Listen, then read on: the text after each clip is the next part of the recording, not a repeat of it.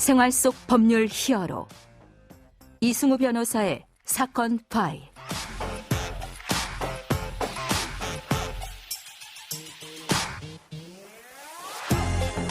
안녕하세요. 이승우입니다. 각종 사건 사고에서 여러분을 구해드리겠습니다. 오늘 열어볼 사건 파일 뉴스컷으로 만나보시죠.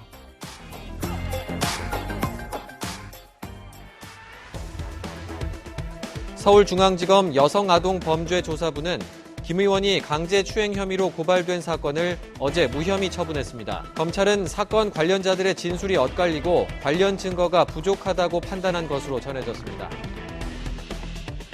사건 파일 오늘 주제는 성범죄 사건입니다.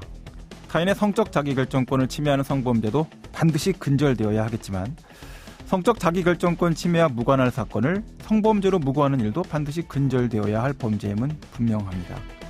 한편 성범죄 사건 대비 성범죄 무고 사건의 비율은 1%도 채 되지 않는다는 점도 생각해 볼 부분이 있습니다. 이와 관련된 내용 범법인 법승 전성배 변호사와 함께 알아보겠습니다. 안녕하세요, 변호사님. 안녕하세요, 전성배 변호사입니다.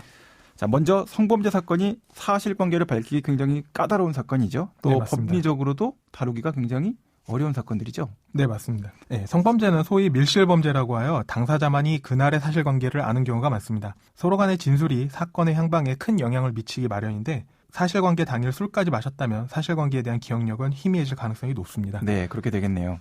거기에 상대방도 술을 많이 마셔서 그날이 전혀 기억이 나지 않는다고 한다면 네. 상대방의 말과 행동까지 기억해내야 하기 때문에 더욱 어려워지고 답답해질 수밖에 없습니다. 따라서 자신의 결백을 입증하기 위해서는 각별한 준비와 대비가 필요할 것입니다. 자, 그러면 오늘 가져오신 사건 한번 만나볼까요?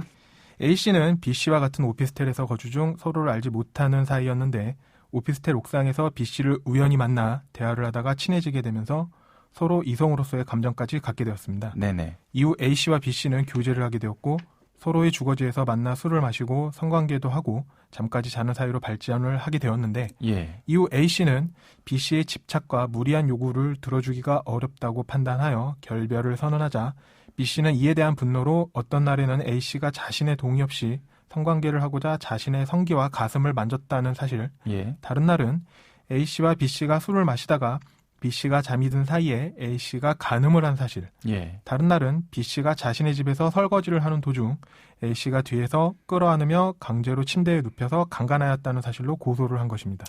변호사님 설명하신 이야기만 들어서는 정상적인 이별 후에 B씨가 고소를 했다.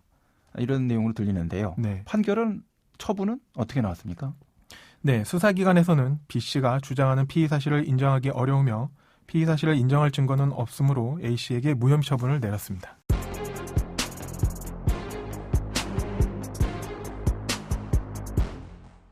성범죄 무혐의 처분이 나온 사건인데요. 어떻게 A씨가 반박을 했습니까?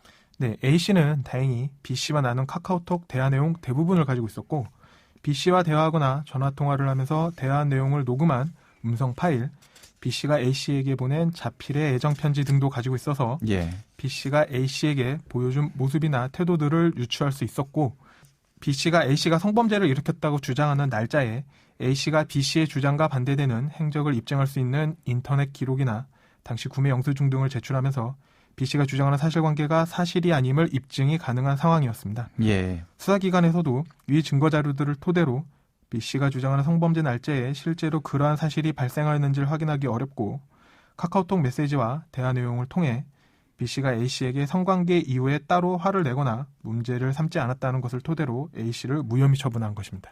결국은 그 A씨와 B씨 사이에 나누었던 카카오톡 대화 내용 그리고 두 사람 사이의 대화가 녹음된 녹음 음성 파일 이와 같은 객관적인 증거 자료들이 있었기 때문에 네. 사안 관련해서 무혐의 처분을 받을 수 있었다. 이런 얘기가 되겠군요. 네, A씨가 좀 더 많은 그 대화 내용들을 충분히 가지고 있었기 때문에 사건에 좀 더 유리한 방향으로 좀 가져갈 수 있었던 것 같습니다. 그리고 전체적인 이야기 자체에 대해서 또 B씨도 사실관계 자체를 전면적으로 다투는 네. 이런 구조는 아니었던 거죠? 네, 맞습니다. 그 전면적으로 다투지는 않아가지고 A씨가 그 사실관계를 좀 더 정확하게 좀 기억하고 있었던 사항들이어가지고 무혐의 처분을 받을 수 있었던 것 같습니다. 두 사람 사이가 교제 상태에 있었다라는 네. 부분에 대한 것은 다툼이 없었던 내용이죠? 네, 맞습니다.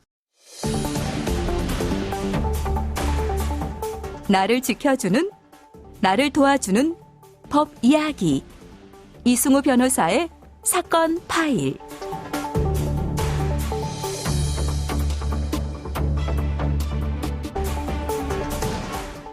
자, 이렇게 무죄 판결 또는 무혐의 처분을 받게 되더라도 성범죄로 이제 고소를 한번 당하게 되면, 그리고 그 사실이 주변에 알려지게 되면 사회적으로 상당히 큰 피해를 입게 되잖아요. 네, 맞습니다. 이런 경우에 보상받는 절차는 어떻게 됩니까? 네, 만약 고소인이 피고소인을 처벌하기 위한 목적으로 수사기관에 전혀 없는 성범죄 사실을 있는 것처럼 진술하였다면 예. 무고죄를 검토해 볼 수 있습니다. 예. 또한 고소인의 무고 행위로 인하여 피고소인이 중대한 심리적 압박을 느꼈고 허위 성범죄 사실을 외부에 알리면서 명예를 훼손하였다면 민사적으로 손해배상도 청구할 수 있습니다.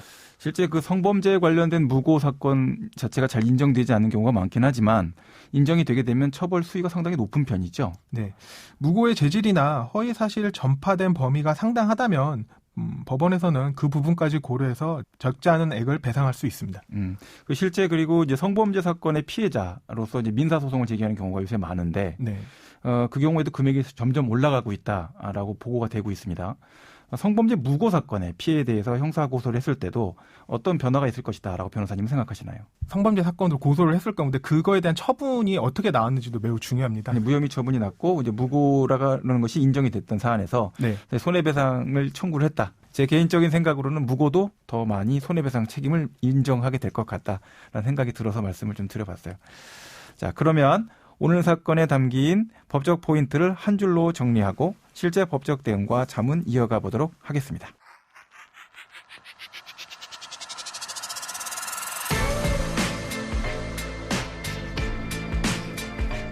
이럴 땐 법대로. 자, 성범죄 무고 사건을 고소할 때 필요한 법적 증거는 뭐가 있을까요? 사건 당시 또는 사건 직전, 직후의 두 사람의 사이의 행동이 담긴 CCTV 영상, 사건 전후로 이어진 대화가 담겨져 있는 카카오톡, 음성 통화는 두 사람 사이에서 발생한 성관계가 성적 자기결정권을 침해한 것인지 아니면 합의하에 이루어진 것인지를 보여주는 객관적인 증거라고 할 수가 있겠습니다. 성관계 영상을 촬영하는 것, 이것은 법적으로 금지된 행위입니다. 그렇기 때문에 그런 행동은 하시면 안 되고요. 그래서 성관계 당시 상황을 음성으로 녹음해서 이를 증거로 제출하는 분들이 있습니다.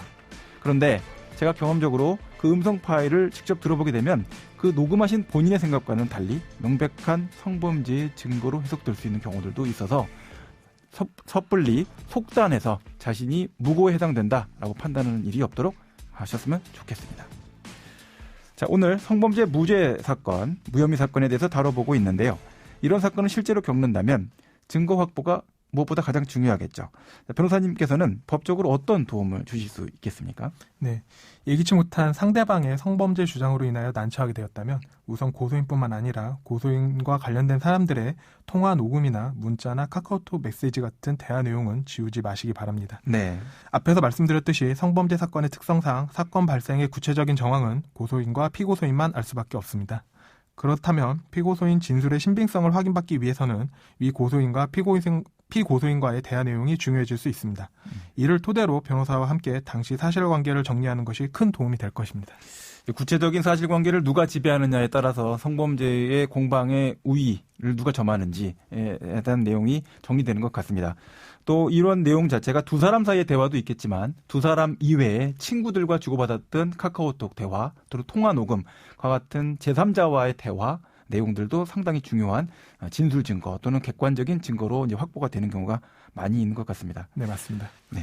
자, 오늘 말씀 고맙습니다. 지금까지 전성배 변호사와 함께했습니다. 감사합니다. 감사합니다. 생활 속 법률 히어로 이승우 변호사였습니다. 내일도 사건에서 여러분들을 구해드릴 사건 파일 함께 열겠습니다.